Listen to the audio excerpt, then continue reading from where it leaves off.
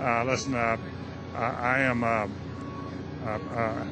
happy member of the Bohemian Grove. I like the folks who come there, and it's really inappropriate for me to talk about the group beyond that. Thank you. Have you been there for the ceremony with the cremation of care? Frankly, I don't think that's something I need to talk to you about. This is what's called ambush journalism, and I disrespect you for that as well. So thank you and goodbye. Been in the ritual? It's none of your damn business. Every year in mid-July, a few hundred men gathered together for a celebration on a 2,700-acre private campground in Monte Rio, California. Some call it a cult meeting, but not just any cult meeting. This is a gathering of the world's most elite and powerful men, including senior media executives, prominent CEOs, and even retired presidents. This is the Bohemian Grove. The Bohemian Club, formed in 1872, started out as a San Francisco-based men's art club, with bohemianism being the practice of an unconventional lifestyle. While the club started out as a group of artists and musicians, it was gradually overrun by more prominent individuals, and eventually became a group of the world's most powerful figures. Today, the club has around 3,200 members, dead and alive, notably Bill Clinton, the Bush family, and Herbert Hoover, who once referred to it as the greatest party on earth. The club motto is "Weaving spiders come not here," implying that business concerns and networking are to be left outside, but the truth in this slogan is greatly debated. The Grove is famous for a 1942 meeting during which the planning for the Manhattan Project took place.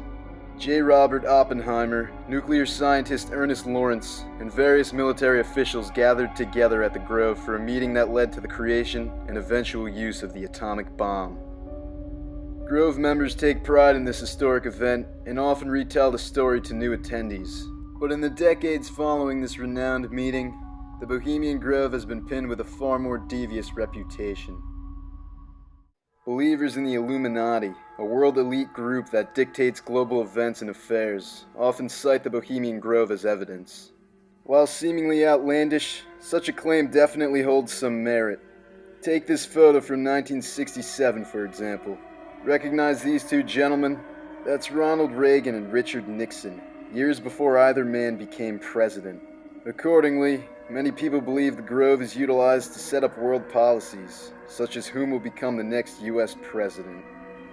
But conspiracy theories aside, what exactly goes on during the annual 17-day gathering at the Bohemian Grove? Well, that's just the question. Today, the Grove is an incredibly secretive place that is heavily guarded by security. During each retreat, the area is sealed off by helicopters, a private security force, and armed guards, making it clear that outsiders are strictly not welcome. Nonetheless, truth seekers have gotten in before. In the year 2000, conservative radio show host Alex Jones managed to sneak into the Grove during his summer party, and the footage he captured is nothing short of bizarre and perhaps even sinister.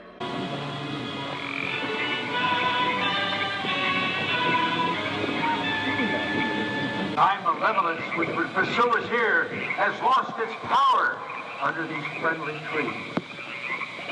So shall we burn thee once again this night, and in the flames that eat thine effigy, we shall read the sign, Midsummer sets us free. You shall burn me once again!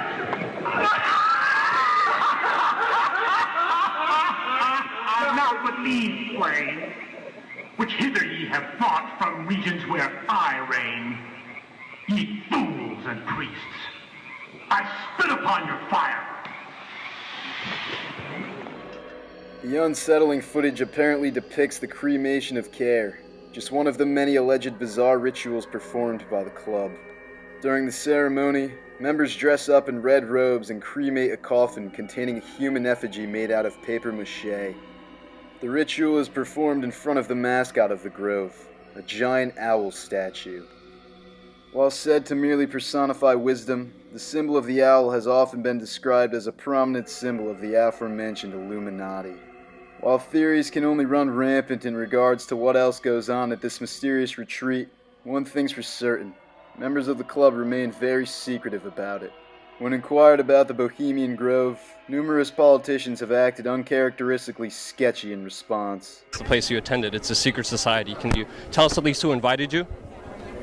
You know, it's nice to know that there's some people who have fantasy lives that have nothing to touch with. Nice to have you here. Bye-bye. You can't answer the question? You can't? Can you answer the question? See you later. The Bohemian Club, as you say, the Bohemian Club, that's where all those rich Republicans go up and stand naked against redwood trees, right? I've never been to the Bohemian Club, but you ought to go. It'd be good for you. Get some fresh air. Yes, sir. First question? Yeah. I'm sorry. You gave a keynote speech at the Bohemian Grove Club, sir. A club which openly has mock child sacrifices and satanic worship, sir. Can you answer my question, sir, please? I was very pleased. I was very pleased with my performance in the debate. It was a good debate.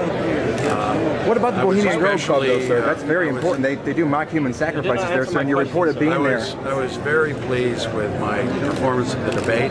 Sir, why did you ignore my question, sir? Can we have open dialogue? If you want to be president, let's have an open dialogue about this. You just ignored me, sir. It's running up a storm about that Bohemian Grove over there. Human sacrifices and male prostitutes shipped in there yearly. I sure like to know what goes on over there. Whether you believe it is merely the location of the most upper-class getaway in America, or if something otherwise far more sinister is occurring within its borders, the Bohemian Grove remains one of the most forbidden and mysterious places in the civilized world.